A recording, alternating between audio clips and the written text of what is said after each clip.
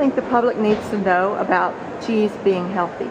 Well, cheese is alive, and you know, the microbiome of the human gut. It turns out that we're all only 10% human. Only 10% of the DNA in our bodies is of human origin. 90% is of microbial origin, and that microbiome is really driven by you know, diversity of bacteria in our systems is what keeps us healthy. That, you know, there are connections being made between the human microbiome and obesity, diabetes, autism.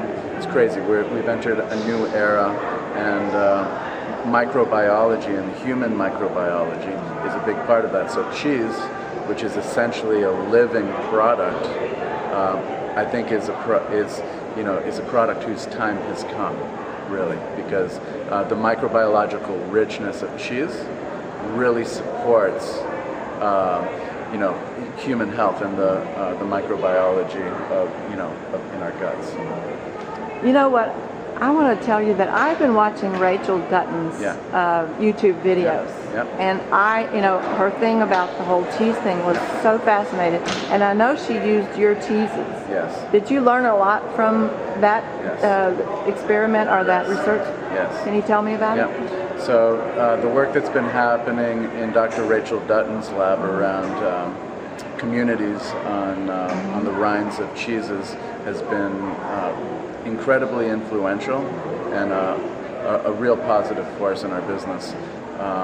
We've collected thousands of samples and identified sequenced DNA from thousands of samples from our whole chain. So from the barn and the milking shed and the teats of the cows, through our milking equipment, through the cheese making process, and our aging environment, we've been able to isolate and identify many dozens of interesting cheese making microbes that are indigenous and adapted to our environment in Greensboro, Vermont. And I used to describe being a cheesemaker as being like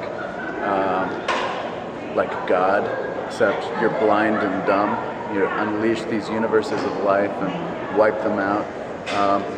Now I say being a cheesemaker is like being God, except you're not blind anymore, but you're still dumb. There's a lot of questions there about how this all works, what's actually happening, but we can see the succession of microbes in our products, and we understand how these communities form now, and that's just amazing. Well, I think it's the hottest topic in nutrition, and certainly in cheese, because I was looking at Dr. Dutton's website, reading articles, and it is so cutting edge, and I think it's going to open up a lot of doors for cheese, yogurt, and other dairy products. Yeah, absolutely. You know, every bite of cheese has 10 billion living microbes, and cheese is one of the only really true living foods that we consume, and I think it's one of the reasons that people are so passionate about it and have a real connection. It really comes down to microbes. Well, okay, thank you so much, Mateo, and have a good conference. Thank you.